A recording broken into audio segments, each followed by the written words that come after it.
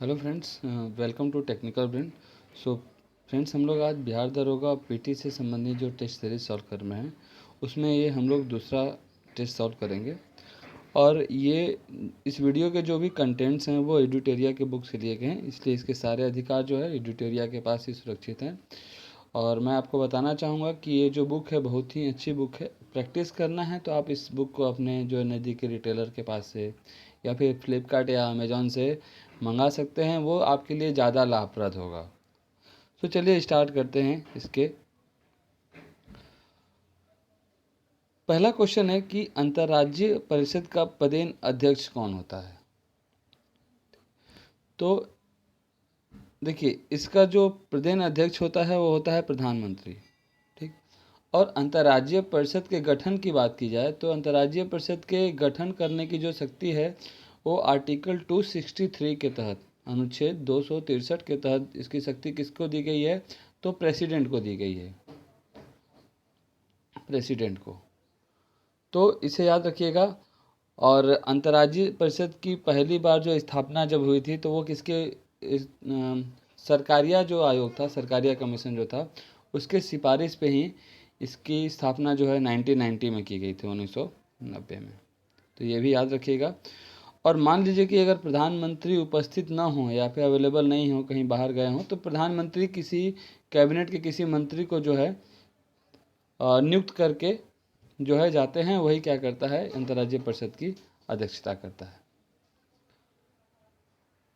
Question number second, निम्नलिखित में से कौन सा संविधान के मूल अधिकारों का अंश नहीं है। पूछा जा रहा है कि कौन से जो है मूल अधिकार नहीं है इसमें। तो मानव दुर्व्यापार और बलात्कार श्रम का प्रतिषेध, ये मूल अधिकार है। कारखानों में बालकों के नियोजन का प्रतिषेध, ये भी मूल अधिकार है। उद्योग के प्रबंधन में श्रमिकों की सहभागिता, ये देखिए जो ये है मूल अधिकार के नहीं है। लोक नियोजन के विषय में अवसर की समता, ये भी है। तो इस तरीके से इसका आंसर क्या हो जाएगा, सी हो जाएगा।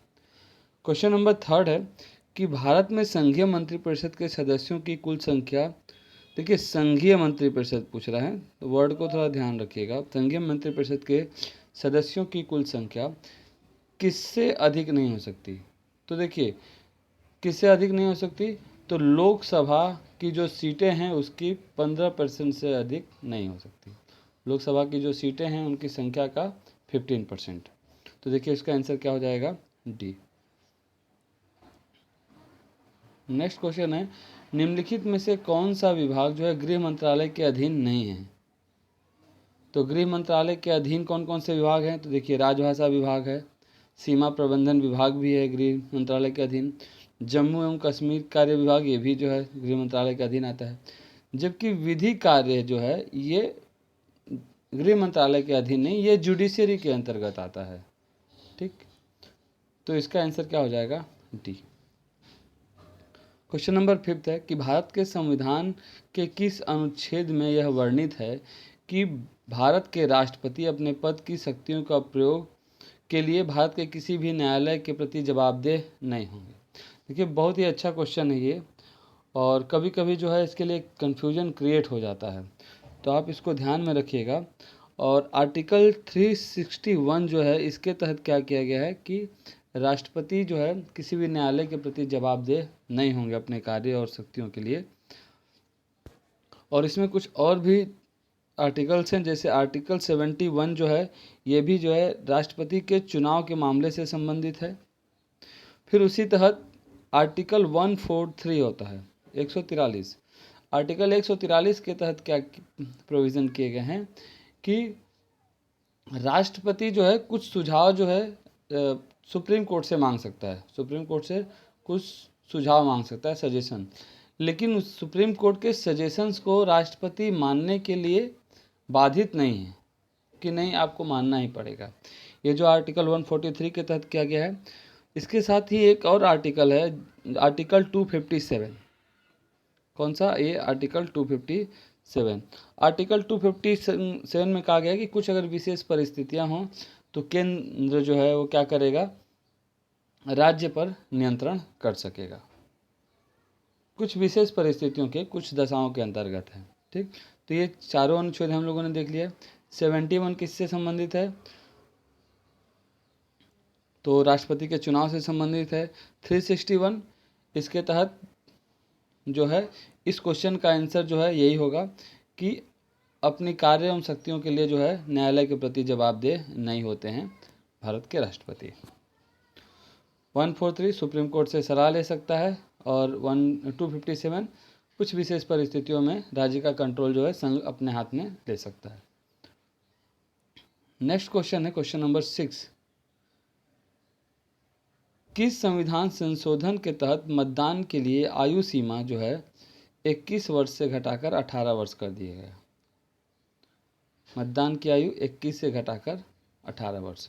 तो देखिए ये 61वें संविधान संशोधन 1989 के तहत जो है वो किया गया था। 61वां संविधान संशोधन 1989। अब देखिए इसमें एक है 69th कॉन्स्टिट्यूशनल अमेंडमेंट। अब इसके तहत क्या किया गया था कि दिल्ली 1991 में दिल्ली को जो है राष्ट्रीय राजधानी क्षेत्र का जो है वो दर्जा दिया गया था।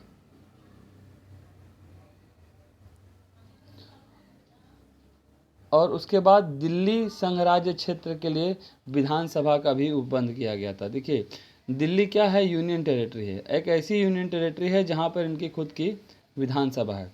तो ऐसे फिलहाल में अभी 3 राज्य हैं, एक दिल्ली है, दूसरा जो है पुडुचेरी है और तीसरा जो है वो जम्मू कश्मीर है। थर्ड वाला कौन सा है? जम्मू कश्मीर। ठीक, तो इसे याद रखिएगा। Next question, question number 7। जिन प्रश्नों का उत्तर सदस्य तुरंत सदन में चाहता हो उसे कहा जाता है, क्या कहा जाता है?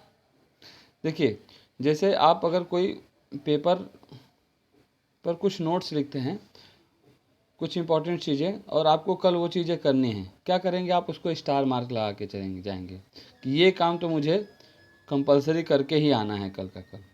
तो देखिए ये जिनके सदस्य तुरंत उत्तर जो है सदस्य तुरंत चाहता है, तो ऐसे क्या होंगे? स्टार मार्किंग, मतलब अर्जेंट वाले होंगे। ये गए अगले दिन जाके तारांकित प्रश्न, इसको क्या बोलेंगे? तारा बोलेंगे, स्टार।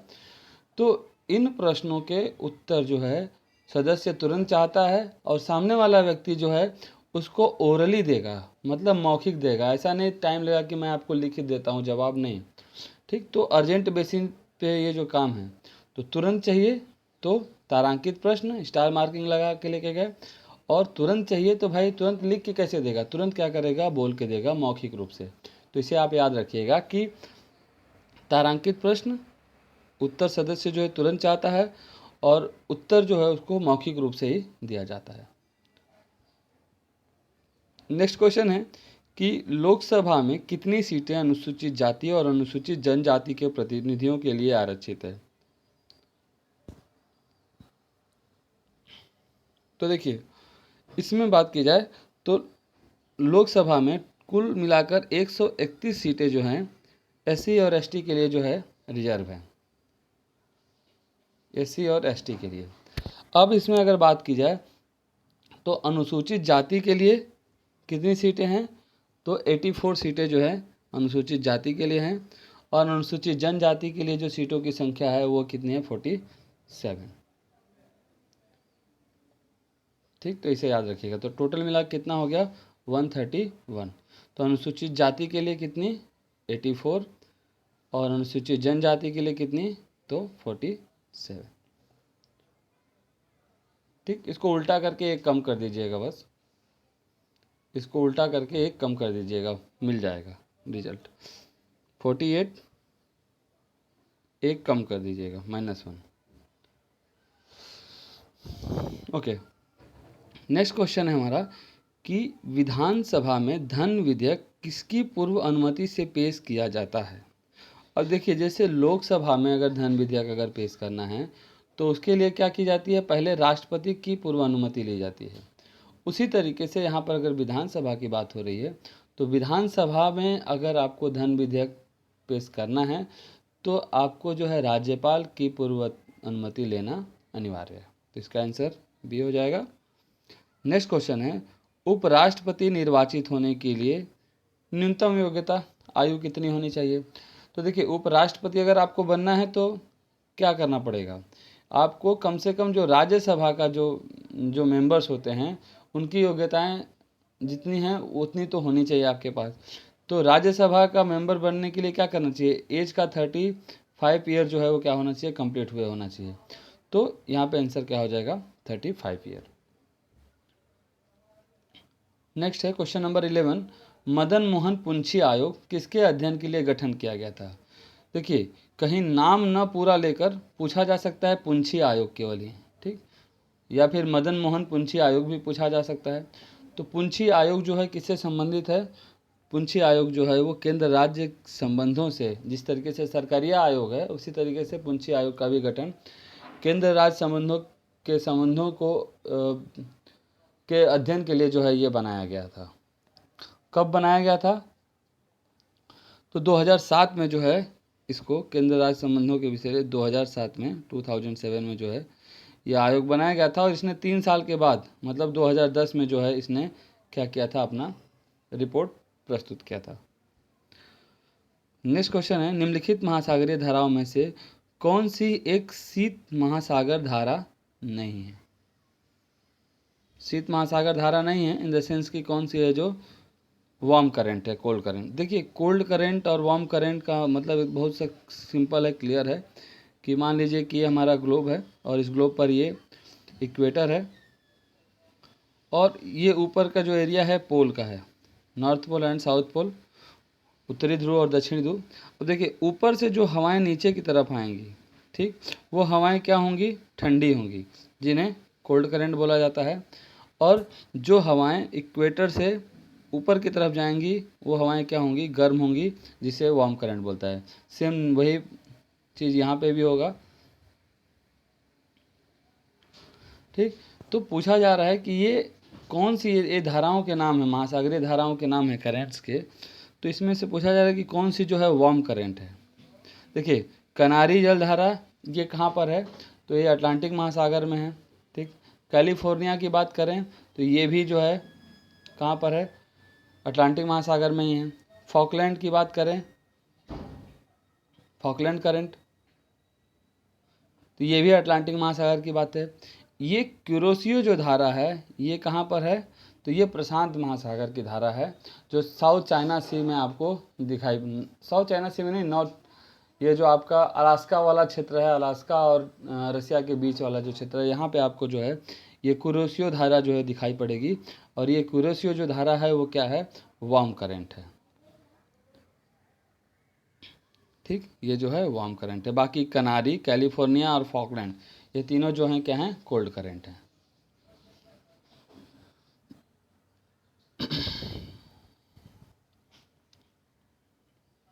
नेक्स्ट क्वेश्चन देखते हैं हम लोग, क्वेश्चन नंबर 13, ब्रह्मपुत्र और सिंधु नदियां पूर्ववर्ती नदियां हैं, एक पूर्ववर्ती जल निकास अपवाह की सही परिभाषा निम्नलिखित में से कौन सी हो सकती है। पूर्ववर्ती का मतलब देखिए यही है कि जहाँ से वो बह रही हैं वो स्थान बनने से पूर्व ही वो नदियाँ वहाँ पर हों। तो देखिए ये जो ब्रह्मपुत्र और सिंधु नदियाँ हैं ये हिमालय के जो नवीनतम विस्तार है जो बना हुआ है उससे पहले से ही क्या हो रही हैं, यहाँ पे बह रही हैं। मतलब हिमालय के अस्तित्व में आने से पहले से ही ये क्या है, ये विद्यमान है। तो इसका आंसर क्या हो जाएगा,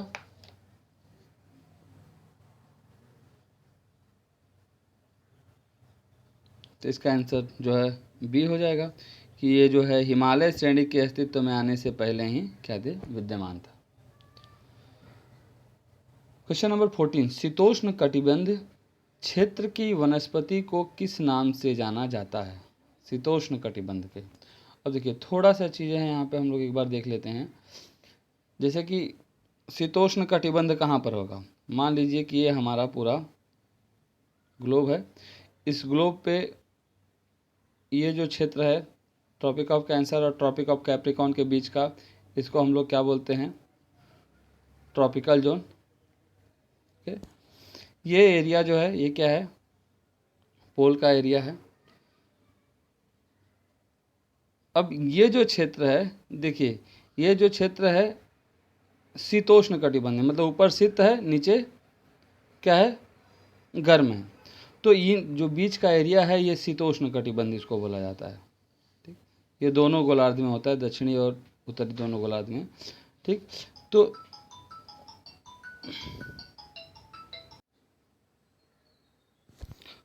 तो देखिए ये जो है ये एरिया गर्म एरिया है, ये एकदम ठंडा एरिया है, और ये जो बीच का क्षेत्र है ये गर्म और ठंडा दोनों क्षेत्र है। ठीक, तो यहाँ पे पूछा जा रहा है तो इसको जो है शीतोष्ण बोलते हैं, शीत प्लस उष्ण। शीत का मतलब ठंडा और उष्ण का मतलब गर्म, मतलब ठंडा भी है और गर्म है, मीडियम टेम्परेचर वाली जगह। तो यहाँ पे जो वनस्पतियाँ पाई जाती हैं उनको जो है किस नाम से जाना जाता है, यही इस क्वेश्चन में पूछ रहा है। ठीक, तो अब यहाँ पे ट्रोपोफाइट, जेरोफाइट, क्रायोफाइट और मेसोफाइट है यहाँ पे। तो देखिए ये जो चारों नाम हैं ये अलग अलग जगहों पे ऐसी जो वनस्पतियाँ हैं पाई जाती हैं। तो देखिए यहाँ पे जो वनस्पति पाई जाती है शीतोष्ण कटिबंध पे, शीत और उष्ण कटिबंध पे, उसको बोला जाता है क्या, मेसोफाइट। क्या बोला जाता है इसको, मेसोफाइट। ट्रोपोफाइट की बात करें तो देखिए इसको ट्रॉपिकल जोन बोला जाता है, ये जो क्षेत्र है ना इसको ट्रॉपिकल जोन बोला जाता है। ठीक, तो इस क्षेत्र को बोला जाता है ट्रोपोस्फेयर। तो यहाँ पे जो वनस्पति पाया जाता है उसको क्या बोला जाता है, ट्रोपोफाइट। फिर उसके बाद आता है क्रायोफाइट। क्रायोफाइट क्या है, जो एकदम शीत जगहों पे, जो टुंड्रा प्रदेश है, ठीक, वहाँ पे पाए जाते हैं, उन्हें बोला जाता है क्या, क्रायोफाइट, यहाँ पे वाले को। और जीरोफाइट देखिए उनको बोला जाता है, ये ऐसी वनस्पतियाँ हैं जो मरुस्थलीय क्षेत्रों में उगती हैं। ठीक, इन वनस्पतियों को क्या बोला जाता है, जीरोफाइट बोला जाता है। मरुस्थलीय क्षेत्र मतलब जो डिजर्ट वाला एरिया है, डिजर्ट वाला एरिया, वहाँ पे जो वनस्पतियाँ पाई जाती हैं उन्हें बोला जाता है क्या, जीरोफाइट। तो ध्यान रखिएगा 4 चीज़ें हैं। ओके, नेक्स्ट क्वेश्चन हम लोग देखते हैं, क्वेश्चन नंबर 15। निम्नलिखित में से कौन स्थल रुद्ध देश नहीं है। स्थल रुद्ध देश का मतलब क्या होता है, देखिए लैंड लॉक कंट्री। अगर मान लीजिए कि, एक सेकेंड, मान लीजिए कि ये एक कंट्री है, ठीक, और इस कंट्री के चारों तरफ जो है अलग अलग कंट्री हैं केवल। ठीक, मतलब इस कंट्री का कोई भी एरिया जो है समुद्र के तट से सीमा साझा नहीं करता। तो अगर ये समुद्र के तट से सीमा साझा करता है तब तो ये लैंड लॉक कंट्री नहीं है। लेकिन अगर समुद्र के तट से नहीं करता, समुद्री तट को टच नहीं करता, तो क्या होगा, ये लैंड लॉक कंट्री है। अब इसमें यही पूछा जा रहा है इस क्वेश्चन के अंदर कि ये कौन सा देश है जो लैंड लॉक नहीं है।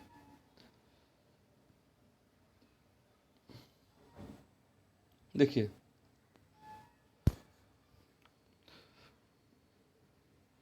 तो देखिए ये जो कोलंबिया है, ये जो है इसको आप देखते हैं, आप समझ में आ जाएंगे, समझ में आ जाएगा कि ये जो है कोलंबिया जो है ये लैंडलॉक कंट्री नहीं है।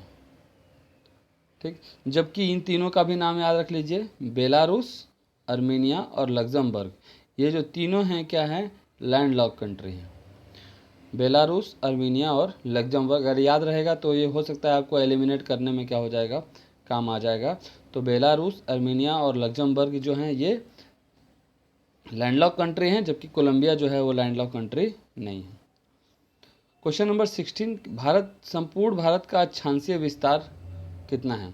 अक्षांशीय विस्तार का मतलब क्या है, आप सभी लोग जानते होंगे। अक्षांशीय विस्तार मतलब देखिए अगर इंडिया का मैप अगर कुछ ऐसा है तो ये जो है यहाँ से यहाँ तक, देखिए ये कश्मीर हमारा है, ठीक, यहाँ से यहाँ तक का जो विस्तार है उसको हम लोग अक्षांशीय विस्तार कहेंगे। और यहाँ से लेकर यहाँ तक का जो विस्तार है इसको हम लोग क्या करेंगे, देशांतर विस्तार करेंगे। तो यहाँ से लेकर यहाँ तक।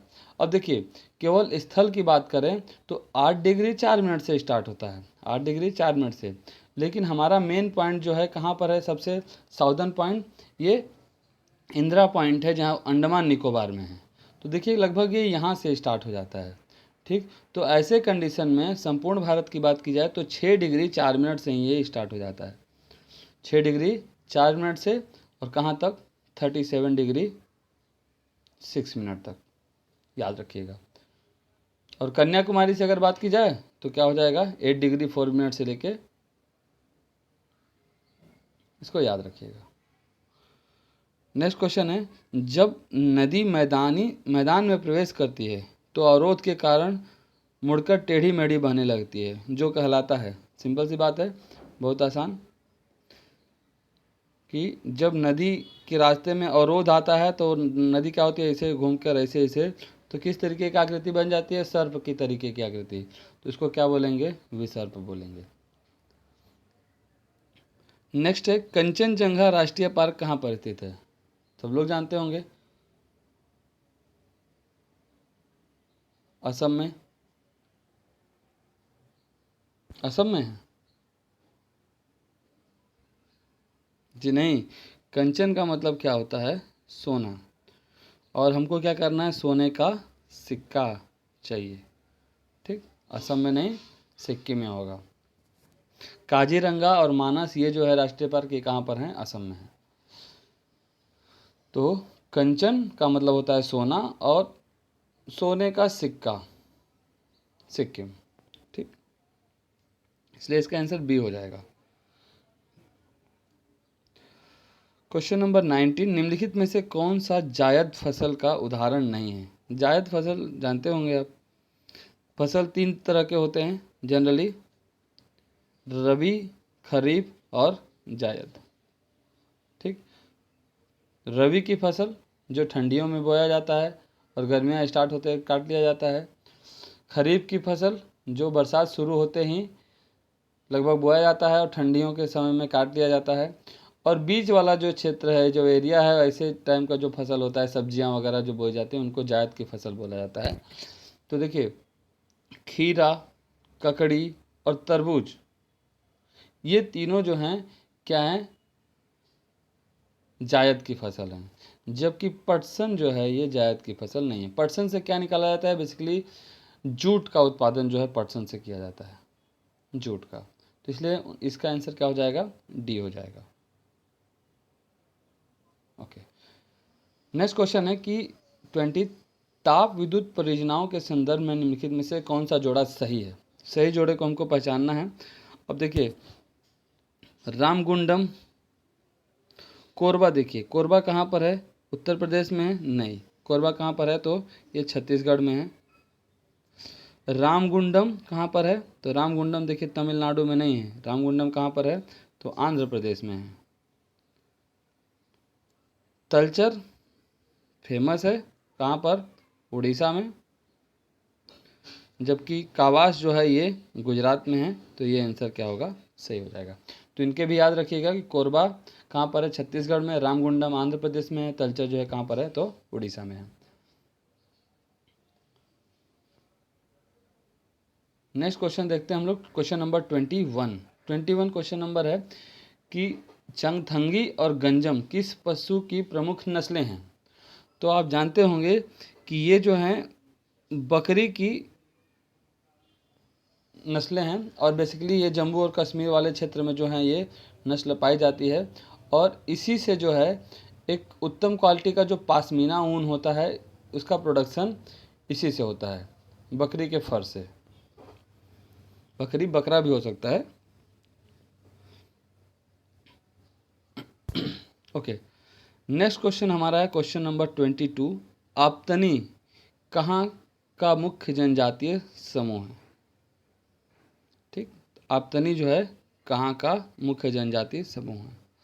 तो देखिए, अ से आप्तनी मिलेगा आपको, और अ से जो मिल जाएगा आपको अरुणाचल प्रदेश। ठीक, तो आप तुरंत जो है ना अ और अ को मैच करा दीजिएगा, अरुणाचल प्रदेश। तो आप्तनी कहाँ की है, तो अरुणाचल प्रदेश की। सिक्किम का देखिए लिम्बू लेप्चा, झारखंड का तो आप जानते ही होंगे, सोलो ढोकरो, अलग अलग नाम के हैं यहाँ पे। ओके, नेक्स्ट चलते हैं क्वेश्चन नंबर 23, वह तापमान जिसका पाठ्यांक फ़ारेनहाइट और सेल्सियस दोनों पैमाने पर समान होता है। बहुत ही आसान क्वेश्चन है, आप सब लोग जानते होंगे इसके बारे में कि -40 डिग्री पे जो है फ़ारेनहाइट और सेल्सियस का जो पाठ्यांक है वो क्या होता है, समान होता है। Next question number 24। लंबी दूरी के बेतार संचार, लंबी दूरी, ठीक, दूरी लंबी है लेकिन तार का यूज नहीं करना है, किस तरंग का प्रयोग किया जाएगा आप बताइए। इंफ्रारेड का नहीं, सूक्ष्म तरंग का नहीं, पराबैंगनी किरणों का भी नहीं, किसका, रेडियो तरंगों का। अब रेडियो तरंगे देखिए दो प्रकार की हैं। लघु रेडियो तरंगे जिसको हर्ट्जियन तरंग भी बोलते हैं, ठीक, तो हेनरी हर्ट्ज ने जो है इसकी खोज की थी।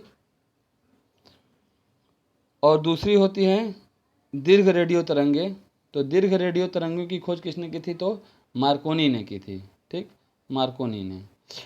अब इस दोनों में फ़र्क यही है कि जो लघु वाली जो है इसका उपयोग जो है कहाँ कहाँ पर किया जाता है, तो टेलीफोन में, टीवी में और रेडियो में, तीनों में किया जाता है।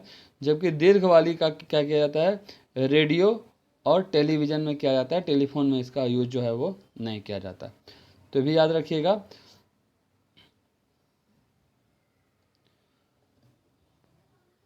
नेक्स्ट क्वेश्चन है क्वेश्चन नंबर 25।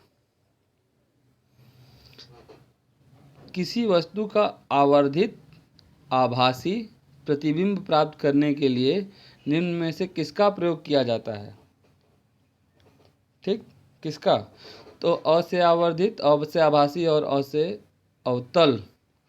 अब दर्पण याद रखिएगा, क्योंकि जब प्रतिबिंब प्राप्त करना है तो ये दर्पण से प्राप्त करेंगे, लेंस से प्राप्त नहीं किया जाता है प्रतिबिंब, ठीक। तो प्रतिबिंब की बात की जा रही है तो प्रतिबिंब किससे होगा, दर्पण से होगा। तो अगर अ से आवर्धित फिर अ से आभासी, अगर दोनों अ हैं तो यहाँ पे क्या हो जाएगा, तीसरा भी हो जाएगा, अवतल दर्पण होगा। लेकिन अवतल लेंस मत करिएगा, क्योंकि प्रतिबिंब जो है हमेशा दर्पण में दिखाई पड़ेगा। ओके,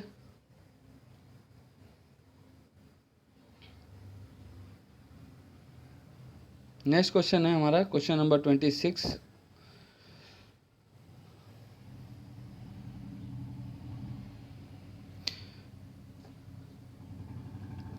अल्फा बीटा तथा गामा की वेधन शक्ति आरोही क्रम में, मतलब कि बढ़ते हुए क्रम में लिखना है,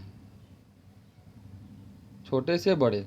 तो देखिए हम जानते हैं कि वेधन क्षमता जो है सबसे ज़्यादा किसकी होती है, तो गामा किरण की होती है, ठीक, तो गामा सही है। फिर उसके बाद बीटा की होती है और अल्फा की होती है। ओके, तो वेधन क्षमता की बात करें तो gamma is greater than beta and beta is greater than alpha. तो ऐसे कंडीशन में वेधन क्षमता गामा की सबसे अधिक होगी। तो बोला जा रहा है आरोही क्रम में, मतलब कि बढ़ते हुए क्रम में, तो क्या हो जाएगा, इसका आंसर ए हो जाएगा, क्वेश्चन नंबर 26 का ए। नेक्स्ट है दृश्य स्पेक्ट्रम का तरंग दैर्घ्य जो है होता है वो कितना होता है, या फिर दृश्य प्रकाश भी इसको बोलते हैं, दृश्य प्रकाश या दृश्य स्पेक्ट्रम। अब देखिए इसके बारे में एक चीज़ और जान लीजिए कि इसकी खोज किसने की थी, तो न्यूटन ने की थी। इसका महत्व क्या है, क्योंकि इसी के चलते कोई भी चीज़ वस्तुएं जो हैं हमें दिखाई पड़ती हैं। और इसका तरंग दैर्घ्य जो होता है 3900 एंगस्ट्रॉम से लेकर 7800 एंगस्ट्रॉम तक होता है।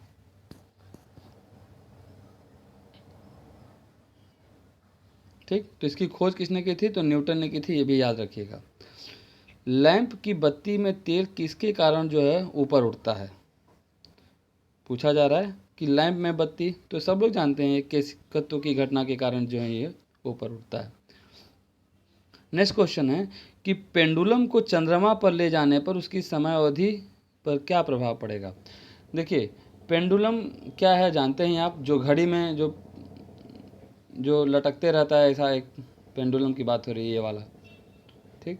तो ये क्या करता है, ये ऐसे घूमते रहता है, इधर जाएगा इधर जाएगा इधर जाएगा इधर जाएगा। तो अगर यहाँ पे अगर ग्रेविटी नहीं होती तो ये ऊपर जाता तो ऊपर ही चले जाता, चलते जाता चलते जाता। लेकिन ग्रेविटी के कारण जब इसका आयाम खत्म होता है तो क्या होता है, फिर से ये रिटर्न आता है। उसी तरीके से फिर ये अपने साम्यावस्था से फिर ऊपर जाता है, फिर रिटर्न आता है। तो अर्थ की ग्रेविटी का 1/6 जो है ग्रेविटी कहाँ पर है, तो मून में है, ठीक। तो उसकी समय अवधि क्या होगी, अब ये मून पे ग्रेविटी कम है, तो जब ये ऊपर जाएगा तो धीरे धीरे आएगा ना नीचे आने के लिए, फिर ऊपर जाएगा तो चला जाएगा, फिर आते टाइम क्या होगा, धीरे धीरे हो जाएगी, तो समय अवधि क्या हो जाएगी इसकी, बढ़ जाएगी। 29 का आंसर क्या हो जाएगा, ए।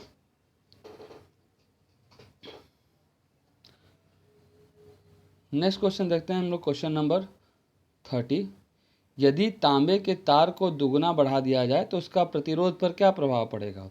देखिए, अगर तांबे के तार को अगर आप दुगना बढ़ाएंगे तो उसका प्रतिरोध भी क्या हो जाएगा, मल्टीप्लाई बाई 2 हो जाएगा। ठीक, तो दोगुना बढ़ा देंगे तो उसका प्रतिरोध कितना हो जाएगा, 4 गुना हो जाएगा।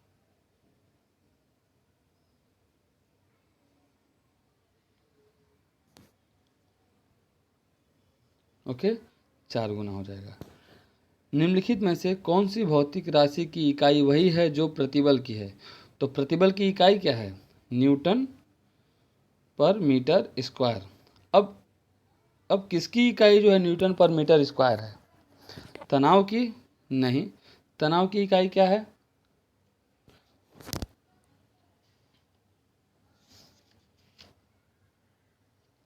तनाव की इकाई जो होती है वो होती है एन। फिर आता है कोणीय संवेग, कोणीय संवेग की इकाई होती है किलोग्राम मीटर स्क्वायर पर सेकेंड। कार्य का हम लोग जानते ही हैं, न्यूटन मीटर होता है,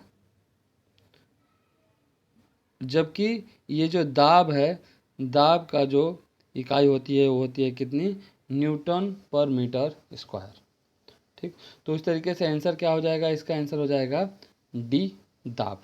तो प्रतिबल का इकाई और दाब की इकाई, दोनों की इकाई क्या होती है, सेम होती है। नेक्स्ट क्वेश्चन हम देखते हैं, क्वेश्चन नंबर 32।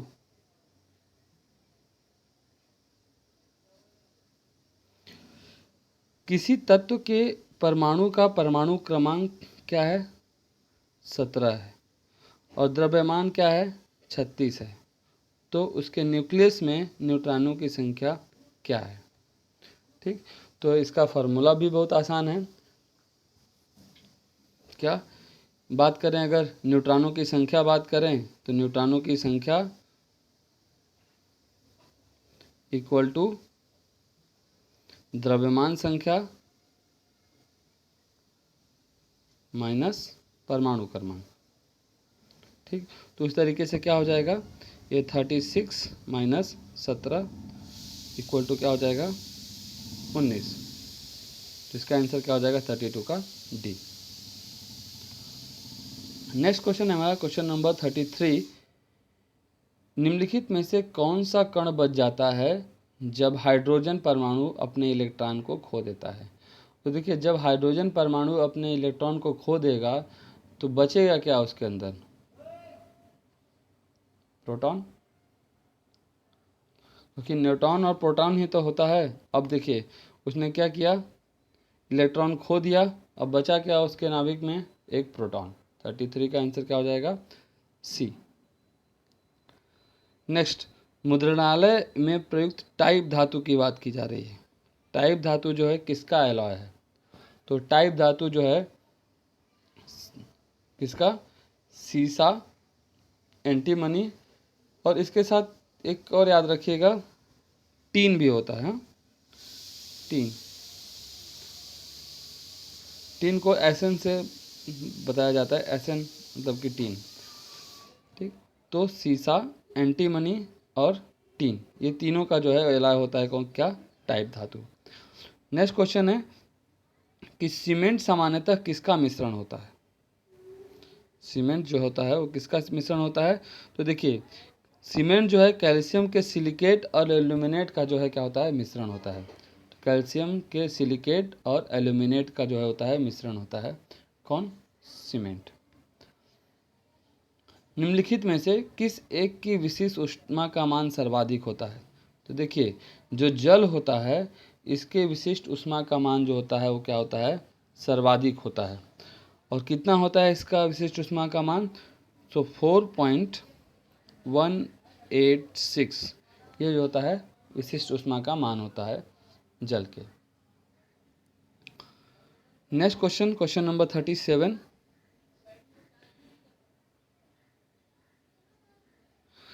एल्कोहल एवं जल के मिश्रण से जल को अलग करना है। देखिए, पैक बना दिए और पैक बना लेने के बाद टेंशन में, अरे यार पीना नहीं है, क्या करना है, पानी को अलग निकाल देना है उसमें से। तो किस प्रोसेस से जो है आप पानी को अलग कर लेंगे, जल को अलग कर लेना है हमको। तो देखिए, इसके लिए जो क्या किया जाएगा, आसवन विधि का जो है उपयोग किया जाता है।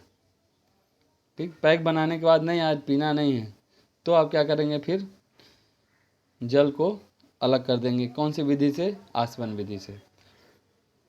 नेक्स्ट क्वेश्चन 38, सुक्रोज के जल अपघटन से बनता है। तो सुक्रोज के देखिए जल अपघटन से ग्लूकोज और फ्रुक्टोज जो है दोनों बनता है। इसका क्वेश्चन नंबर 38 का आंसर क्या हो जाएगा, बी। नेक्स्ट क्वेश्चन है हमारा क्वेश्चन नंबर 39।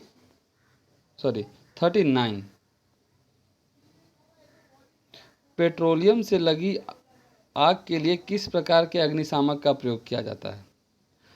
तो पेट्रोलियम से लगी आग को बुझाने के लिए हमेशा जो है फोम प्रकार का जो अग्निशामक होगा उसका यूज किया जाता है। किसका, फोम के टाइप का।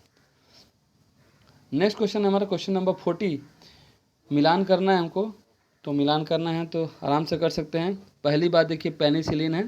पेनिसिलिन के बारे में हम सभी लोग जानते हैं कि ये क्या है, एंटीबायोटिक है जिसको प्रतिजैविक बोला जाता है। दूसरी बात आ गई यूरिया की, तो यूरिया क्या है, उर्वरक है, खाद। मैलेथायन क्या है, मैलेथायन जो है ये क्या है, तो ये है कीटनाशी। ठीक, और कॉपर सल्फेट जो है ये क्या है, फंगसनाशी। 3 4 1 2, 3 4 1 2, इसका आंसर ए हो जाएगा। ओके, 3 4 1 2। नेक्स्ट है, मनुष्य के जीभ के किस क्षेत्र तक कड़वाहट की संवेदना सीमित रहती है।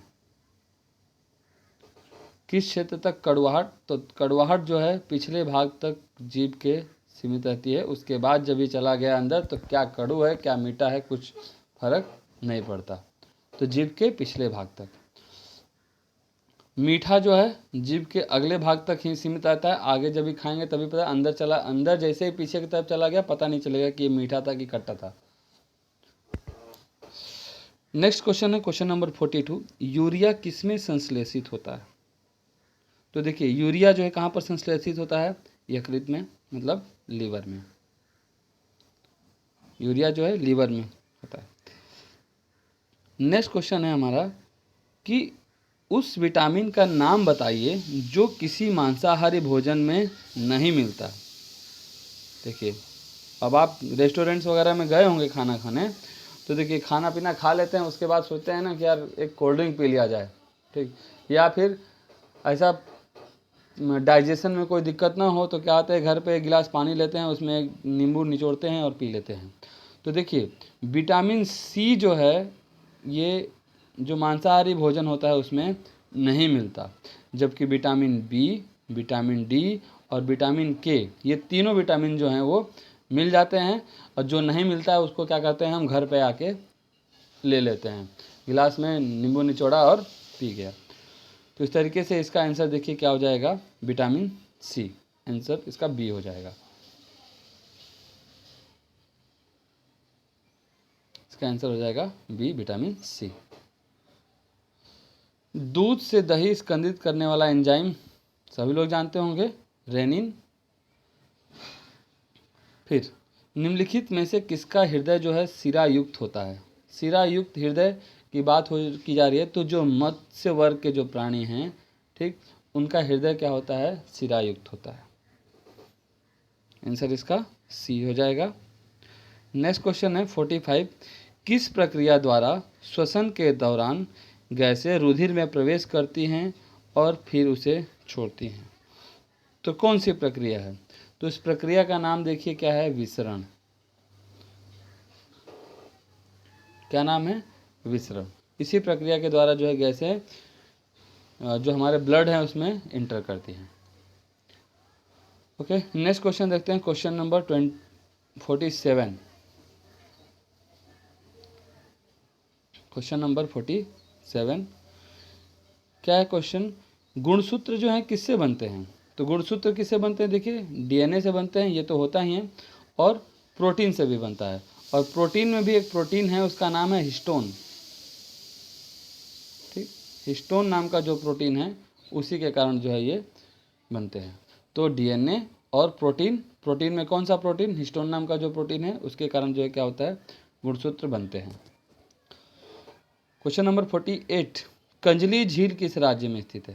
कंजली झील पंजाब में भाई साहब। कहाँ पे? पंजाब में। नेक्स्ट क्वेश्चन है कि जल संरक्षण एवं प्रदूषण नियंत्रण अधिनियम कब बना? देखिए ऐसे जो क्वेश्चंस हैं ना वो बहुत इंपॉर्टेंट हो जाते हैं एग्जाम पॉइंट ऑफ व्यू से, तो इनको जो है याद ही कर लेना ज़्यादा अच्छा है, रट्टे मार लो अगर नहीं याद होता है तो देखिए जल संरक्षण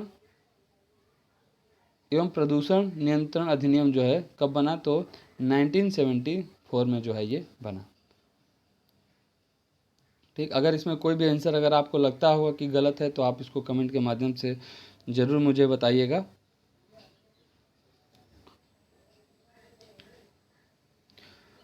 नेक्स्ट क्वेश्चन है हमारा क्वेश्चन नंबर 50 द्वितीय उपभोक्ता होता है।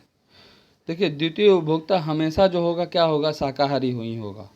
ठीक, मांसाहारी नहीं, द्वितीय उपभोक्ता की बात हो रही है तो द्वितीय उपभोक्ता जो है वो मांसाहारी होगा, सॉरी, हाँ, क्योंकि प्राथमिक उपभोक्ता कौन सा होगा? तो शाकाहारी, घास फूस खा के। ठीक, तो द्वितीय उपभोक्ता क्या होगा? मांसाहारी होगा। प्राथमिक उपभोक्ता क्या होगा? शाकाहारी होगा। प्राथमिक उपभोक्ता शाकाहारी, द्वितीय उपभोक्ता मांसाहारी, और तृतीय उपभोक्ता जो है कौन सा होगा? सर्वाहारी, तीसरे नंबर पर। जीभ है, कभी कभी फिसल जाती है तो चिंता मत करिएगा आप लोग। नेक्स्ट क्वेश्चन है हमारा 51। ठीक, कौन से जो है आर्द्र भूमि क्षेत्र हैं? मतलब वेटलैंड्स की बात हो रही है। ठीक, कौन सी जो है वेटलैंड है?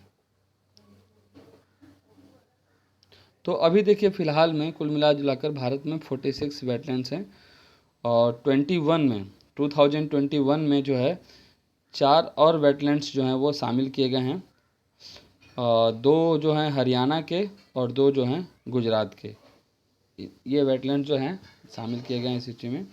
तो इसमें जो है चिल्का झील कहाँ पर है? उड़ीसा में है। केवलादेव उद्यान ये कहाँ पर है? तो राजस्थान में है, ये भी है आर्द्रभूमि।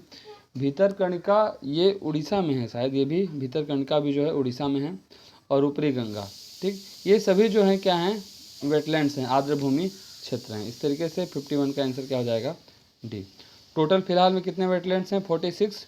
2021 में 4 शामिल किए गए, और 2020 में जो है 5 शामिल किए गए थे।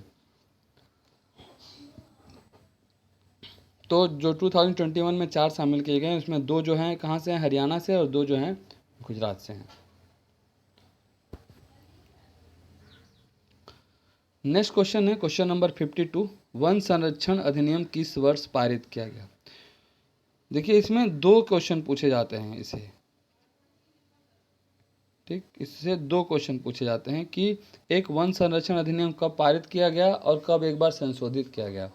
तो देखिए पारित कब किया गया? 1980 में। अगर संशोधित करने की बात की जाएगी तो इस 0 को हटा दीजिएगा और इसी 8 को फिर से यहाँ पे ले आइएगा, तो 1988 में। तो इसका आंसर 52 का क्या होगा? बी होगा। और अगर पूछे जाएगा कि कब संशोधित किया गया था तो 1988 में हो जाएगा। ठीक, तो इसका आंसर क्या हो जाएगा? बी।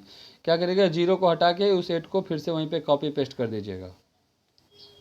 ओके, संशोधित करने की बात आएगी तब, अब ऐसे ही मत कर दीजिएगा। निकृष्ट मुद्रा, निकृष्ट मुद्रा का मतलब क्या होता है? फर्जी। ठीक, ये जो फर्जी मुद्रा है, नकली, वो क्या करती है? अच्छी मुद्रा को संचालन से बाहर कर देगी। मार्केट में नकली नोट आ गया, ठीक, तो अब ये जो है घूमना चालू कर देगा। और अब देखिए जिसकी कीमत 1 रुपये भी नहीं है और 2000 की नोट आ गई तो 2000 रुपये मार्केट में घूमने लगा, तो वो जो 2000 जो एक्चुअल था उसको क्या किया? इसने रिप्लेस कर दिया। तो यही बोला जा रहा है कि निकृष्ट मुद्रा जो है अच्छी मुद्रा को संचालन से बाहर कर देती है। किसने कहा था?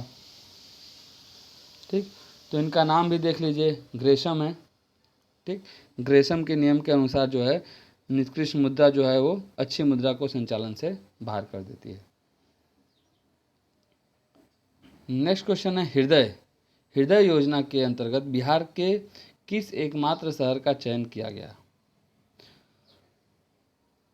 ठीक, तो देखिए हृदय योजना के तहत जो है बिहार के गया का जो है वो चयन किया गया।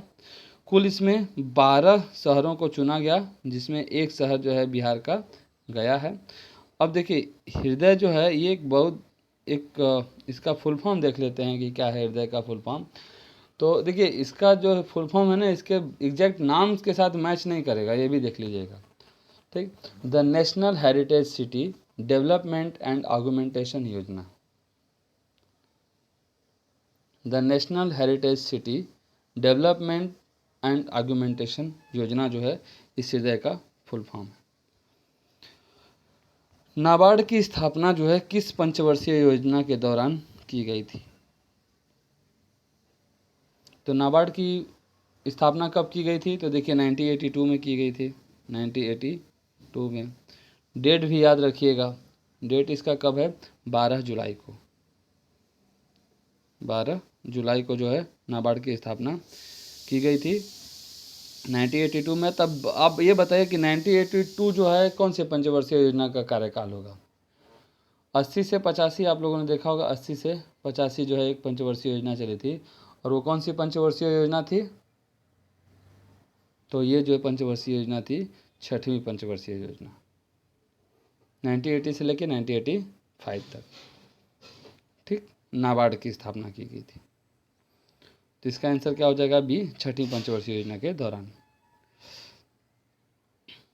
आईपीसी किस स्टॉक एक्सचेंज का शेयर मूल्य सूचकांक है?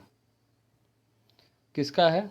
तो ये देखिए जो है मैक्सिको के स्टॉक एक्सचेंज का शेयर मूल्य सूचकांक है। जैसे BSE है, BSE बॉम्बे स्टॉक एक्सचेंज। ठीक, उसी तरीके से आईपीसी क्या है? मैक्सिको का।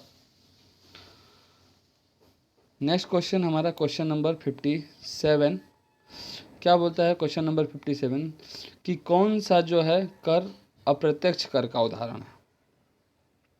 ठीक, अप्रत्यक्ष कर का उदाहरण मैं आपको बता देता हूँ।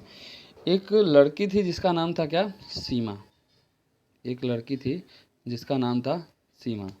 सीमा जो है कहाँ पर जाती है? बाजार में। अब आप याद रखिएगा, सीमा जाती है बाजार में और वहाँ पर क्या खरीद करती है? स्टाम्प की बिक्री करती है। स्टाम्प की बिक्री करती है। कौन? सीमा।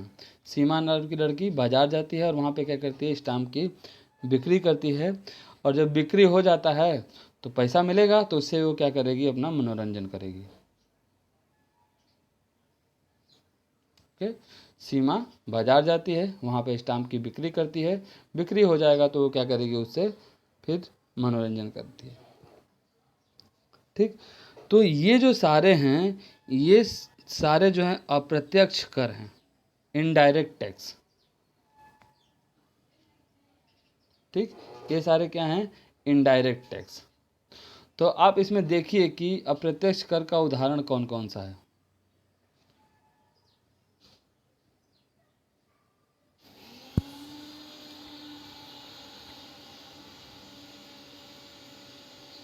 अब देखिए इसमें देखिए बिक्री करती है, फिर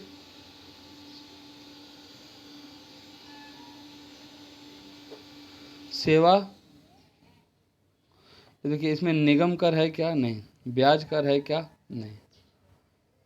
ठीक, तो आप याद रखिएगा कि, और इसमें एक चीज़ और जोड़ लीजिएगा, स्टाम्प की बिक्री करके मनोरंजन सेवा देती है। ठीक, मनोरंजन की सेवा देती है। तो सेवा कर और बिक्री कर, देखिए यहाँ पर बिक्री हो गया और यहाँ पे सेवा हो गया। ये दोनों कर क्या हैं? अप्रत्यक्ष टाइप के कर हैं और बाकी सब जो हैं प्रत्यक्ष कर हैं। प्रत्यक्ष और अप्रत्यक्ष कर के बारे में आप अच्छे से जानते होंगे। ऐसा कर जो ये डायरेक्टली जो मतलब मैं अगर जॉब कर रहा हूँ, मेरी सैलरी आ रही है, तो अगर वो 5 लाख के जो स्लैब है अगर उससे ऊपर है तो मुझे क्या करना पड़ेगा, उसके लिए टैक्स देना पड़ेगा। ये तो कौन पे कर रहा है, मैं ही पे कर रहा हूँ, ये डायरेक्ट मेरे द्वारा किया जा रहा है। चिप्स खरीदने में जा रहा हूँ, 5 रुपये का खरीदा, चिप्स की कीमत कितने हैं, 4.5 रुपये, 50 पैसे उसके साथ टैक्स है, क्योंकि उस पर लिखा होता है इंक्लूसिव ऑल टैक्सेस। तो वो 50 पैसे का जो टैक्स है वो मैं भरने नहीं जाऊँगा, वो कौन भरेगा, दुकानदार भरेगा, ठीक, या फिर जो उसका है होल सेलर भरेगा। तो ये इनडायरेक्टली टैक्स तो मैंने ही दिया, बट इनडायरेक्टली किसी दूसरे ने भरा, वो क्या है, अप्रत्यक्ष कर, इनडायरेक्ट टैक्स।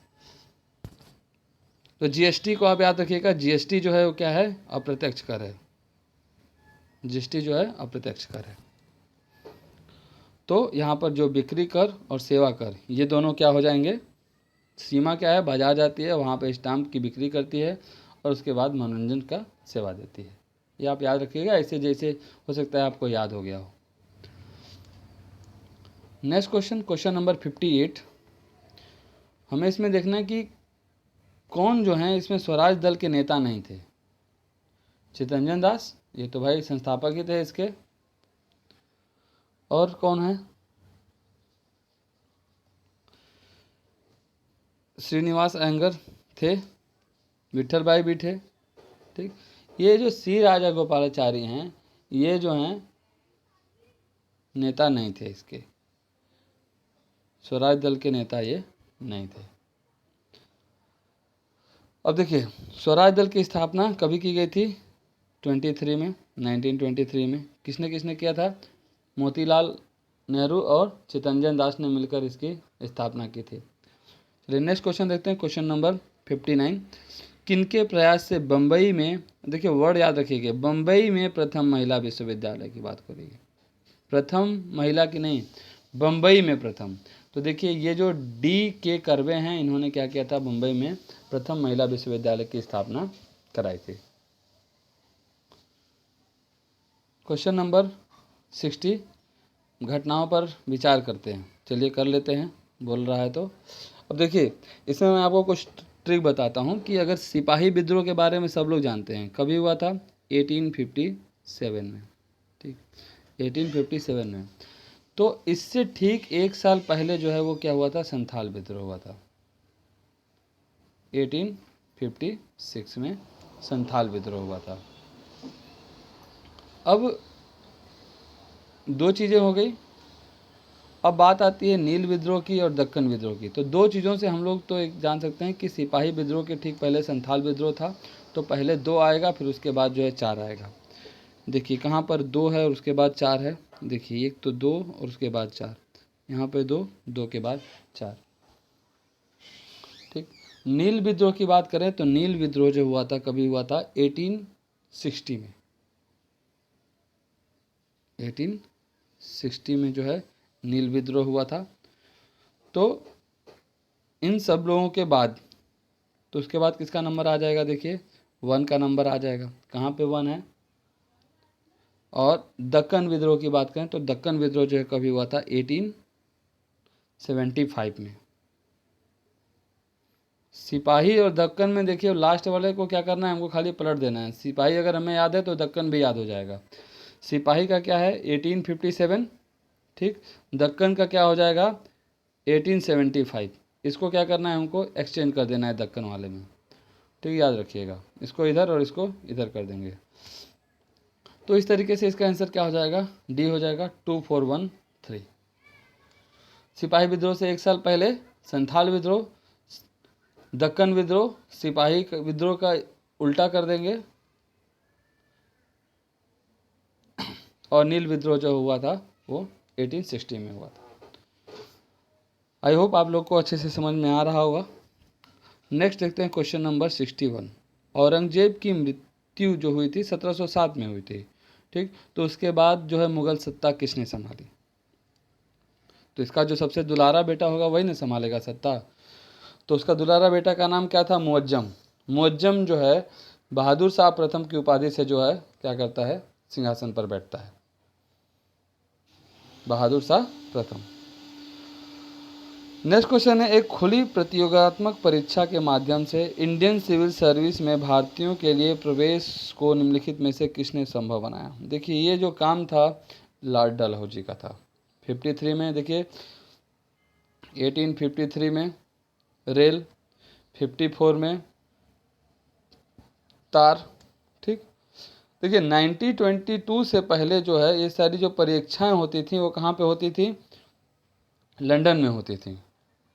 जो आज के जो सिविल सर्विस परीक्षा है उस समय भी होती थी, तो 1922 से पहले कहाँ पे होती थी, तो ये जो परीक्षाएं हैं वो लंदन में होती थी।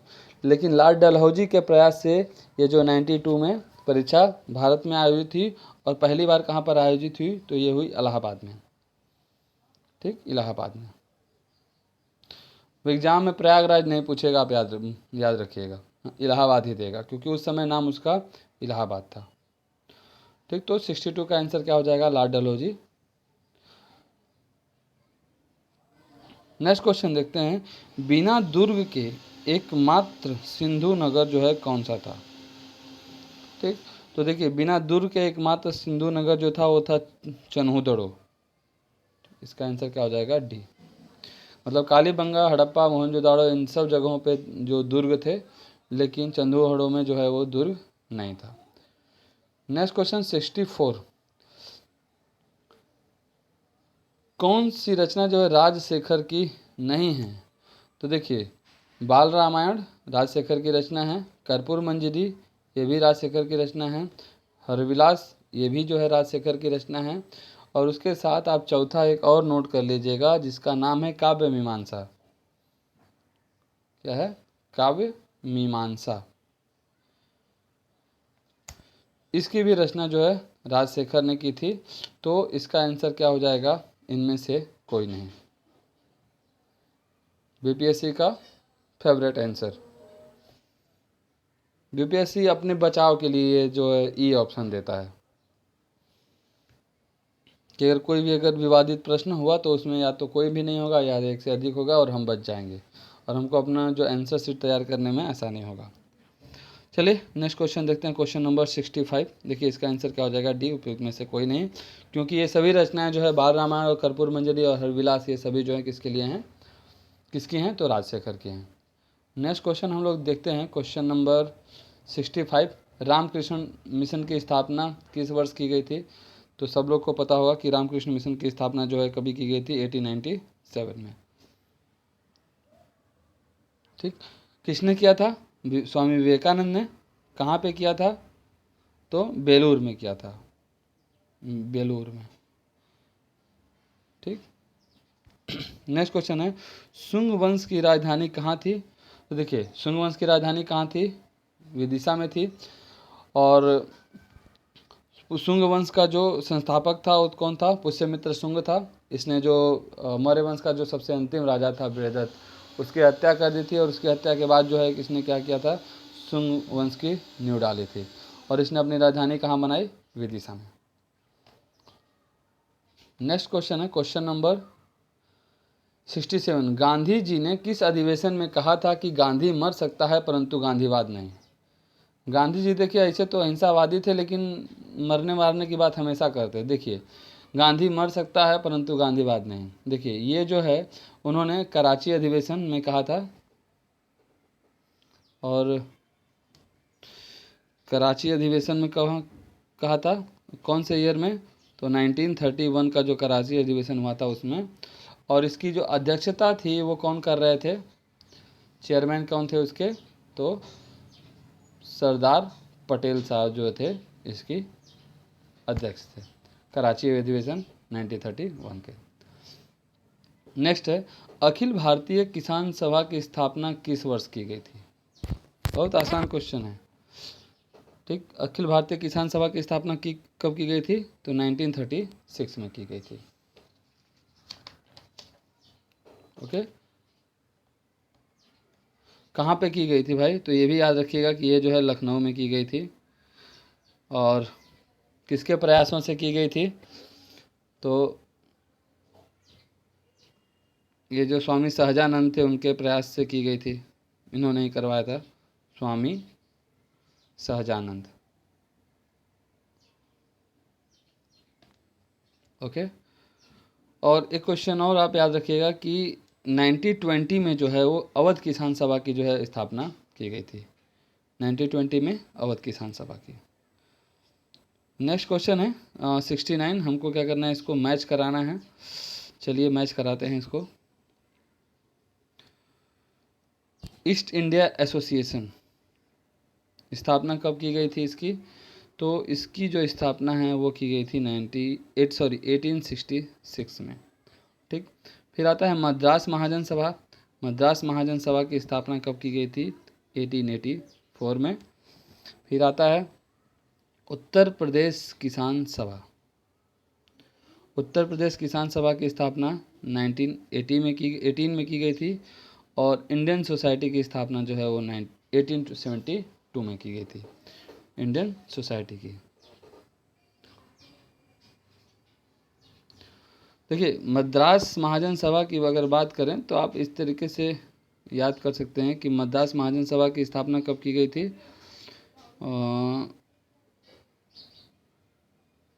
1884 में। ठीक, 1884 में। तो इसको आप एक तरीके से याद रख सकते हैं कि ये जो कांग्रेस की स्थापना से एक साल पहले जो है मद्रास महाजन सभा की स्थापना की गई थी। ओके, नेक्स्ट क्वेश्चन देखते हैं हम लोग। Question number 70।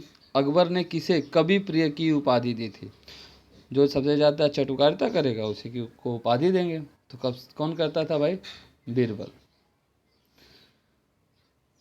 कहानियों के हिसाब से अगर अकबर इतना मूर्ख था, जिस तरीके से कहानियाँ बताई जाती हैं, तो उस हिसाब से बीरबल जो है उसको कितना झेलता होगा आप समझ सकते होंगे।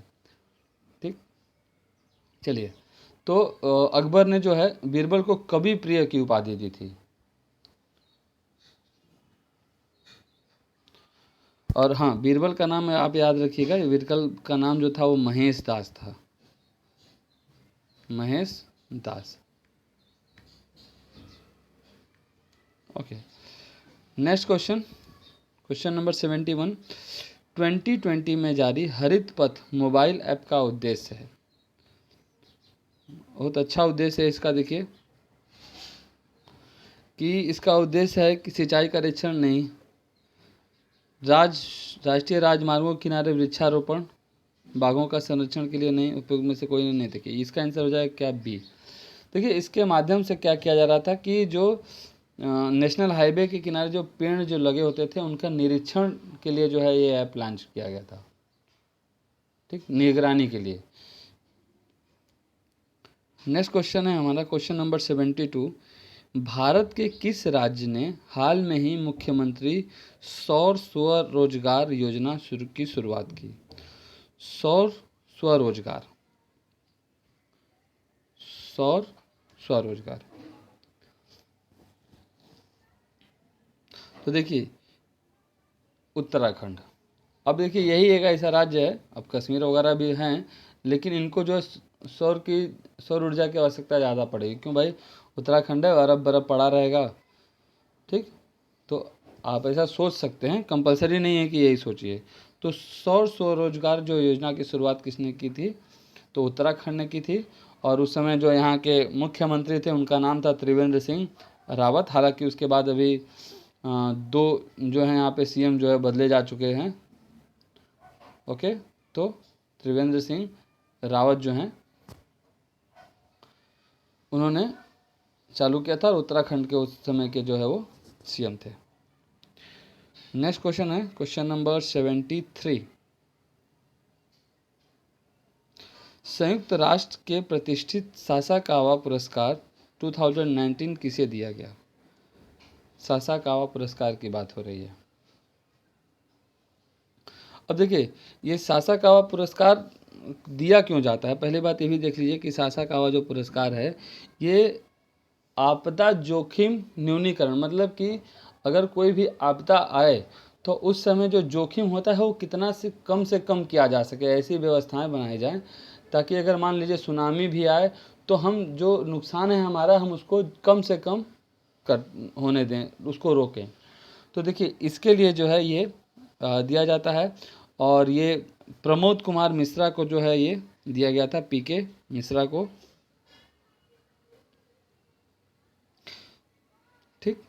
संयुक्त राष्ट्र के प्रसिद्ध सासाकावा पुरस्कार किसे दिया गया? तो पीके मिश्रा को। कौन सा? 2019 का। ये भी याद रखिएगा, कंफ्यूजन होता है 19 में किसको, 20 में किसको। नेक्स्ट है क्वेश्चन नंबर 74।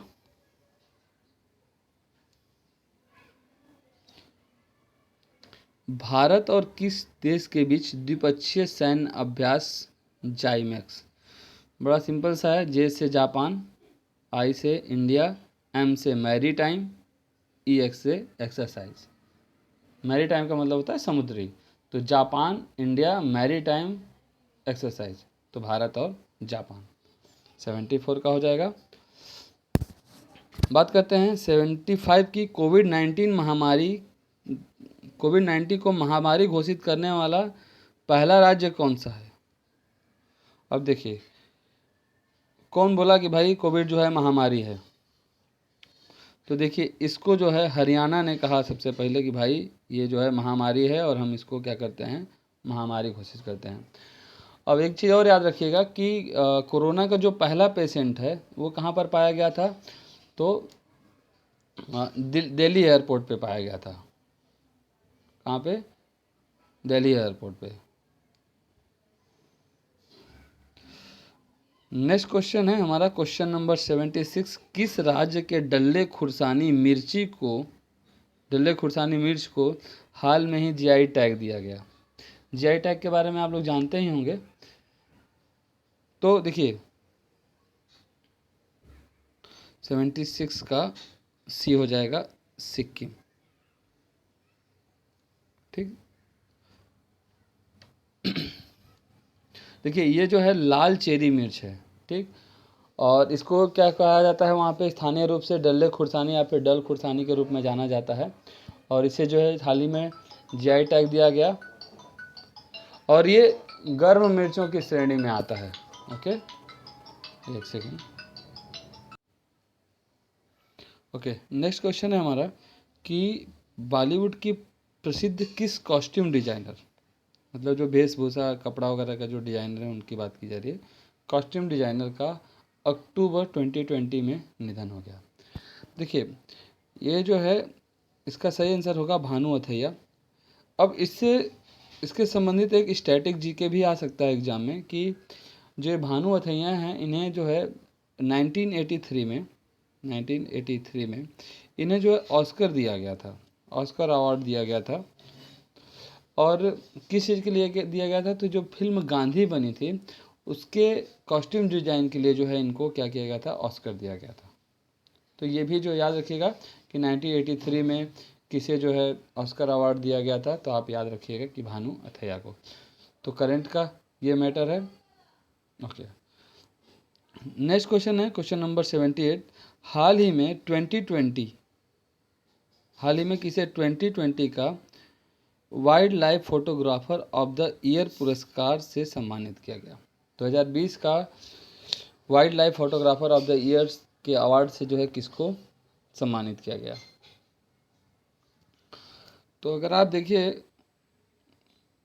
अगर आप फोटो देखते हैं किसी का, ठीक, और उस फोटो में एक में फोटो है अजय देवगन का, एक में कैटरीना कैफ का है और तीसरे में आप ऐश्वर्या राय का देखते हैं। किसका? ऐश्वर्या राय का। इसमें आपको कौन सबसे सुंदर लगेंगी? मुझे तो देखिए ऐश्वर्या राय ही लगेंगी।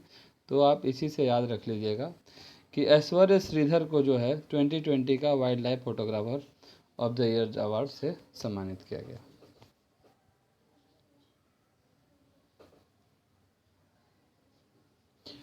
ओके, नेक्स्ट क्वेश्चन हम देखते हैं क्वेश्चन नंबर 79। निम्न भारतीय राज्यों में सर्वाधिक वन क्षेत्र वाला राज्य कौन सा है? देखिए अब यहाँ से दो टाइप के क्वेश्चन आएंगे कि सर्वाधिक वन क्षेत्र वाला राज्य जो है क्षेत्रफल की दृष्टि से और दूसरा आ जाएगा प्रतिशत की दृष्टि से। ठीक, तो आप हमेशा याद रखिएगा कि क्षेत्रफल और प्रतिशत की। तो क्षेत्रफल की दृष्टि से अगर बात करें तो मध्य प्रदेश हो जाएगा इसका आंसर। वन क्षेत्र वाला राज्य मध्य प्रदेश हो जाएगा। दूसरे नंबर पे है जो इसके, वो हो जाएगा अरुणाचल प्रदेश। और तीसरे नंबर पे छत्तीसगढ़, पहला, दूसरा और तीसरा। ठीक, फर्स्ट सेकंड थर्ड हो जाएगा। लेकिन बात की जाए अगर प्रतिशत के मामले में, तो प्रतिशत के मामले में देखिए मेघालय जो है यहाँ पे सबसे ज़्यादा 1% राज्य। कौन सा? मेघालय।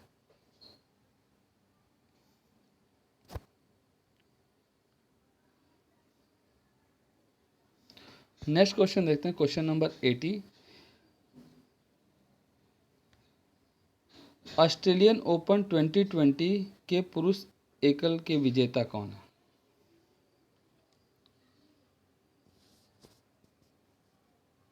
देखिए, तो ऑस्ट्रेलियन ओपन ग्रैंड स्लैम है और इसके जो विजेता रहे 2020 के, ये पहला ग्रैंड स्लैम है। देखिए, ऑस्ट्रेलियन, फिर उसके बाद फ्रेंच होता है, फिर उसके बाद विलम्बडन होता है, फिर उसके बाद यूएस होता है। ठीक, तो ये पहला वाला था और साल में ये 4 होते हैं। ठीक, तो इन चारों में पहला था ऑस्ट्रेलियन ओपन और इसके जो विजेता रहे हैं वो कौन थे? नोवाक जोकोविच। और देखिए ये नोवाक जोकोविच जो हैं कहाँ के हैं? तो ये सर्बिया से रिलेटेड हैं। कहाँ से हैं? तो सर्बिया से हैं। और इन्होंने किसको हराया? देखिए, तो इन्होंने जो है डोमिनिक थिएम को हराया। और ये डोमिनिक थिएम कहाँ के हैं? तो ये जो हैं ऑस्ट्रिया के हैं, ऑस्ट्रिया। डोमिनिक थिएम ऑस्ट्रिया के हैं। तो याद रखिएगा कि ऑस्ट्रेलियन ओपन 2020 की बात हो रही है, नोवाक जोकोविच विजेता और डोमिनिक थिएम जो है वो उप विजेता रहे। और ऑस्ट्रेलियन ओपन जो है ये हार्ड कोर्ट पर खेला जाता है। जैसे जिस तरीके से याद रखिएगा कि ऑस्ट्रेलिया की जो पिचें होती है क्रिकेट की बहुत हार्ड होती हैं, बॉल जो होता है क्या होता है उसके ऊपर बहुत बाउंस होते हैं। ठीक, उसी तरीके से ये जो ऑस्ट्रेलियन ओपन है इसको भी याद रखिएगा कि ये जो है हार्ड कोर्ट पे खेला जाता है। हाल ही में चर्चा में रहा सूर्यधर झील किस राज्य में स्थित है? सूर्यधर झील की बात करें तो ये सूर्यधर झील जो है कहाँ पर है? तो उत्तराखंड में स्थित है। बेसिकली क्या चर्चा में इसलिए रहा कि यहाँ पे जो है मुख्यमंत्री त्रिवेंद्र सिंह रावत जो थे उनके द्वारा जो है इस झील का उद्घाटन किया गया।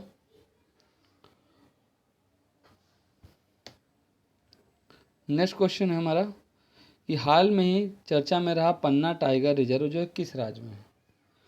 तो पन्ना जानते ही हैं कि पन्ना जो है कहाँ पर है? मध्य प्रदेश में है। और ये चर्चा में क्यों था ये भी देख लीजिए, मध्य प्रदेश में है पन्ना। बेसिकली इसे क्या किया गया कि वर्ल्ड नेटवर्क ऑफ बायोस्फीयर्स रिजर्व की सूची में जो है इसे शामिल किया गया। किसमें? वर्ल्ड नेटवर्क ऑफ बायोस्फीयर्स रिजर्व की सूची में इसको शामिल किया गया। और ये जो पन्ना है टाइगर रिजर्व, ये देश का 12वां और मध्य प्रदेश का तीसरा जैव आरक्षित क्षेत्र है। देश का 12वां और मध्य प्रदेश का तीसरा जैव मंडल आरक्षित क्षेत्र है। नेक्स्ट क्वेश्चन है हमारा क्वेश्चन नंबर 83। नासा ने चंद्रमा पर पहला सेलुलर नेटवर्क स्थापित करने के लिए किस कंपनी को चुना? तो देखिए, नासा ने जो है चंद्रमा पर अपना सेलुलर नेटवर्क स्थापित करने के लिए किसको चुना है? तो नोकिया को चुना है।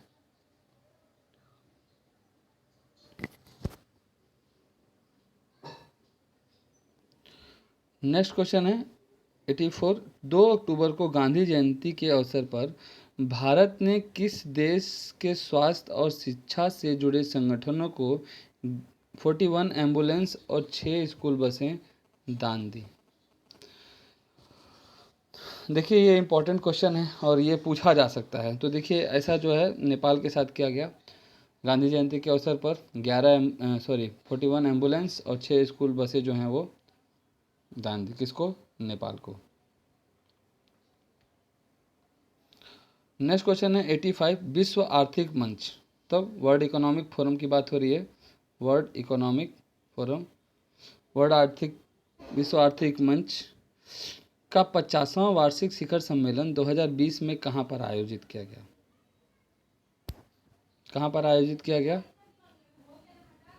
तो देखिए, इसका जो आयोजन है ये हर वर्ष जो है स्विट्जरलैंड के दावोस में किया जाता है। स्विट्जरलैंड के दावोस में। अब इसका जो अगला है मीटिंग वो कहाँ पर, देखिए इसका सिंगापुर में। देखिए इसका आयोजन जो है 2021 वाला कहाँ पर किया जाएगा? तो सिंगापुर में किया जाएगा। तो 2020 वाले की बात करें तो स्विट्जरलैंड के दावोस में।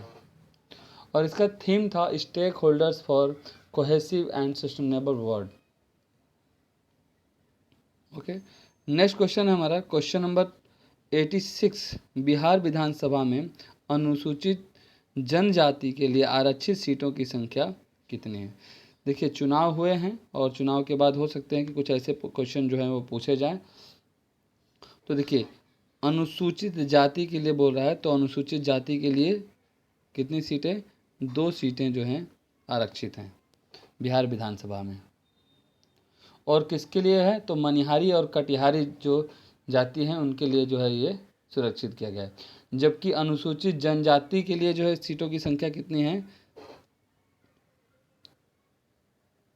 नहीं, अनुसूचित जनजाति के लिए देखिए 2 है, और अनुसूचित जाति के लिए बात की जाए तो सीटों की संख्या कितनी है? 38।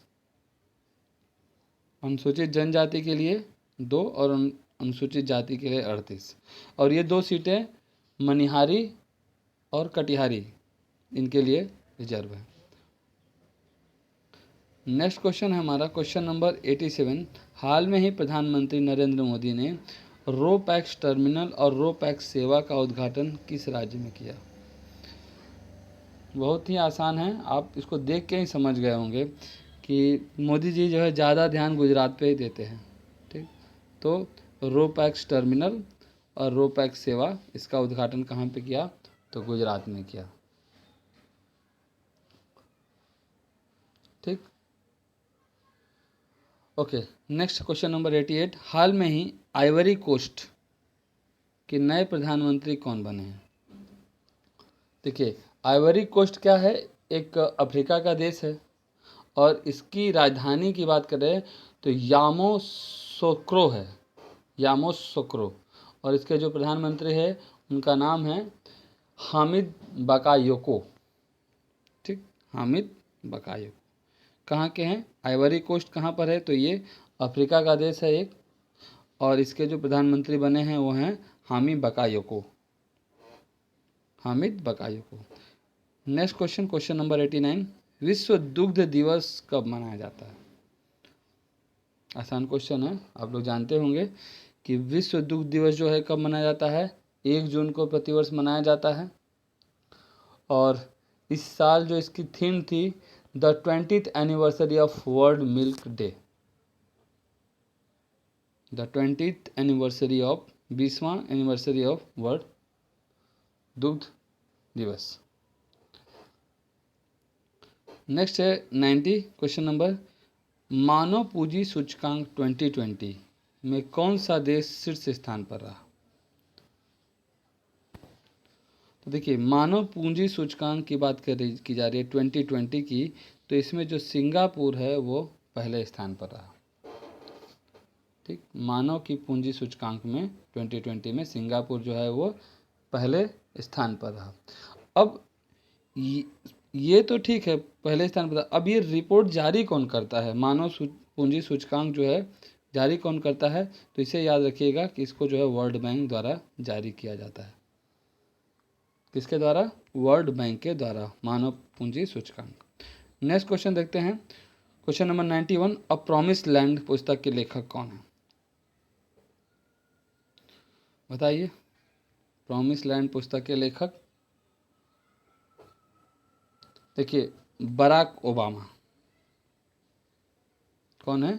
Barack Obama. और मिशेल ओबामा की बात की जाए तो इन्होंने एक पुस्तक लिखी जिसका नाम है बिकमिंग, बिकमिंग। तो अ प्रॉमिस लैंड पुस्तक के लेखक बराक ओबामा।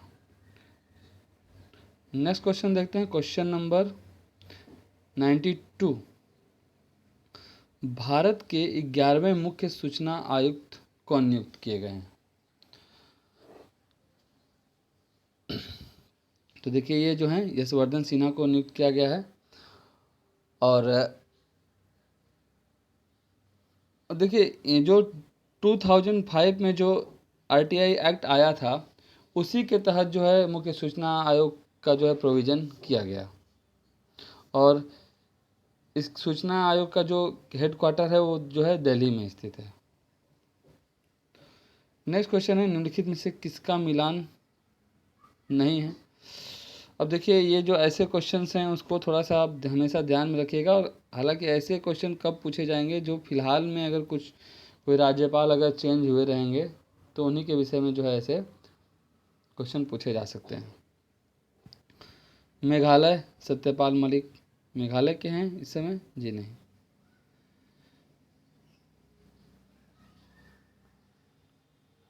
त्रिपुरा के जो राज्यपाल हैं वो कौन हैं? तो रमेश बैस हैं त्रिपुरा के राज्यपाल। ठीक, नजमा हेपतुल्ला नहीं है। तो ये जो आंसर होगा वो सही हो जाएगा इसका। क्वेश्चन नंबर 94 पे चलते हैं। विश्व मृदा दिवस 2020 की थीम क्या थी? अब मृदा दिवस मनाया कब जाता है ये भी याद रखना है। तो मृदा दिवस जो है याद रखिएगा कि 5 दिसंबर को मनाया जाता है। कितना? 5 दिसंबर को मनाया जाता है विश्व मृदा दिवस। और इस बार जो थीम थी इसका था keep soil alive, protect soil biodiversity. ये जो है विश्व मृदा दिवस 2020 की थीम थी। ओके, तो ये विश्व मृदा दिवस कभी मनाया जाता है? तो 5 दिसंबर को मनाया जाता है। क्वेश्चन नंबर 95, पर्यावरण के क्षेत्र में सहयोग हेतु भारत ने किस देश के साथ समझौता किया है? देखिए पर्यावरण के क्षेत्र में बात की जा रही है, तो पर्यावरण के क्षेत्र में भारत ने किसके साथ? तो भूटान के साथ जो है समझौता किया है। किसके साथ? भूटान के साथ। नेक्स्ट क्वेश्चन है क्वेश्चन नंबर 96, वाईफाई की सुविधा प्राप्त करने वाला 500वां रेलवे स्टेशन जो है वो कौन सा है? देखिए ऐसे जो आंकड़े हैं जरा इनको ध्यान में रखना होता है। 500वां रेलवे स्टेशन, ठीक। तो देखिए ये जो पश्चिम बंगाल का जो मिदनापुर है, पश्चिम बंगाल का जो मिदनापुर है ये जो है 500वां स्टेशन बना।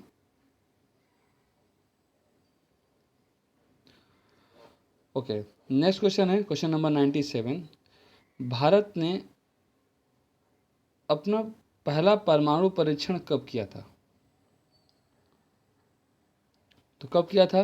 तो ये जो है इंदिरा गांधी के समय में 1974 में जो है क्या था? मई 1974 में। अब डेट भी याद रखिएगा, ये जो डेट था 18 मई का डेट था। फिर उसके बाद दूसरा जो है परमाणु परीक्षण कभी किया गया? तो 1998 में किया गया। उस समय जो हमारे प्राइम मिनिस्टर थे वो अटल बिहारी वाजपेयी थे, और उसे जो ऑपरेशन शक्ति का नाम दिया गया था, उसे ऑपरेशन शक्ति का नाम दिया गया था। और याद रखिए कि ये जो 18 मई 1974 में जो परमाणु परीक्षण हुआ था वो कहाँ पे हुआ था? तो राजस्थान का जो पोखरण जिला है, जो जैसलमेर वाला क्षेत्र है, वहाँ पे हुआ था। और इसमें जो है प्लूटोनियम का प्रयोग किया गया था। किसका प्रयोग किया गया था? तो प्लूटोनियम का। ये भी क्वेश्चन पूछा जा सकता है कि यूरेनियम का, थोरियम का कि प्लूटोनियम का। तो कहाँ किस चीज़ का यूज़ किया गया था? तो प्लूटोनियम का किया गया था। और दूसरा वाला जो है मई 1998 में किया गया था। उस समय हमारे जो प्राइम मिनिस्टर थे वो अटल बिहारी वाजपेयी जी थे, और इसे मिशन शक्ति का नाम दिया गया था, ऑपरेशन शक्ति। ओके, नेक्स्ट क्वेश्चन हमारा क्वेश्चन नंबर 98, अंतर्राष्ट्रीय श्रम संगठन का मुख्यालय कहाँ पर है? श्रम संगठन, श्रम करेंगे आप तो क्या होगा? बहुत ज़्यादा अगर श्रम करेंगे, श्रम मतलब कि मेहनत वाली बात है। श्रम करते करते आदमी मर जाता है, मतलब श्रम क्या है? जानलेवा है। ठीक, तो उसी तरीके से आप याद रखिएगा कि 98 अंतर्राष्ट्रीय श्रम संगठन का जो मुख्यालय है वो कहाँ पर है? तो जेनेवा में है। और जेनेवा कहाँ पर है? तो यह है जो है स्विट्जरलैंड में। देखिए WTO का हेडक्वार्टर भी यहीं पे है, वर्ल्ड ट्रेड ऑर्गेनाइजेशन का भी हेडक्वार्टर यहीं पे है, जेनेवा में। नेक्स्ट क्वेश्चन हम लोग देखते हैं, क्वेश्चन नंबर 99। आसियान में कौन सा देश शामिल नहीं है? ठीक, तो आसियान में कौन सा देश शामिल नहीं है? तो इसको पहचानने का बहुत सिंपल सा तरीका है कि आप बनाइए एक भारत का मैप ऐसे। ठीक, मैप बनाने के बाद अब इधर के जो क्षेत्र हैं ये वाले, ठीक, इनको देखिए, अगर इनसे अगर कोई बाहर आता है तो उसको आप इससे एलिमिनेट कर दीजिए। ओके, तो इसमें देखिए मालदीव इधर है क्या? नहीं, मालदीव तो इधर है। ठीक, तो इंडोनेशिया इधर है, हाँ है। मलेशिया इधर है, हाँ है। सिंगापुर इधर है, हाँ है। अब मालदीव जो है कहाँ पर है? इधर है। तो मालदीव को क्या कर दीजिए? एलिमिनेट कर दीजिए। तो ये जो मालदीव है ये आसियान का सदस्य देश नहीं है। अब आसियान देशों की बात करें तो इसका गठन जो है आसियान का कब हुआ था? तो 8 अगस्त 1967 को हुआ था। और वर्तमान में इसके कितने? 10 सदस्य हैं। कौन से हैं? कितने सदस्य? 10 सदस्य। कौन कौन से? Indonesia, Philippines, Malaysia, Thailand, Singapore, Brunei, Vietnam, Laos, Cambodia और म्यांमार। हाँ, ये भी याद रखिएगा कि जो आसियान है इस इंडिया भी इसका जो है सदस्य नहीं है। ये वाले जो क्षेत्र हैं, ठीक, इधर ऊपर नहीं, इधर वाला ही केवल क्षेत्र है, इसी को आसियान देश बोलते हैं। और इंडिया भी जो है आसियान का सदस्य जो है वो नहीं है। 10 देश इसमें शामिल हैं। इसकी स्थापना 1967 में की गई थी। लास्ट क्वेश्चन है हमारा, question number 100। Radha Mohan cup जो है वो किससे संबंधित है? तो राधा मोहन कप जो है संबंधित किससे है? पोलो से। तो राधा और मोहन, मोहन मतलब कृष्ण। ठीक, तो राधा कृष्ण। बाकी जो है ट्रिक आप खुद बना लीजिएगा कि राधा मोहन जो कप है वो किससे संबंधित है। बाकी तो आप लोग खुद समझदार हैं। तो ये रहा कुल 100 क्वेश्चन। टाइम थोड़ा सा ज़्यादा लगता है, बट थोड़ा सा एक्सप्लेनेशन की बात करें तो एक्सप्लेन हो जाते हैं क्वेश्चन अच्छे से, और कुछ एक्स्ट्रा क्वेश्चन भी हम लोग इसके बारे में जान लेते हैं। So thank you for watching. और अगर आपको अच्छे से प्रैक्टिस करना है तो इस बुक को अपने पास मंगा लीजिए और प्रैक्टिस करिए। ये ज़्यादा आपके लिए सूटेबल रहेगा, फ़ायदेमंद रहेगा। So keep watching. जय हिंद, जय भारत।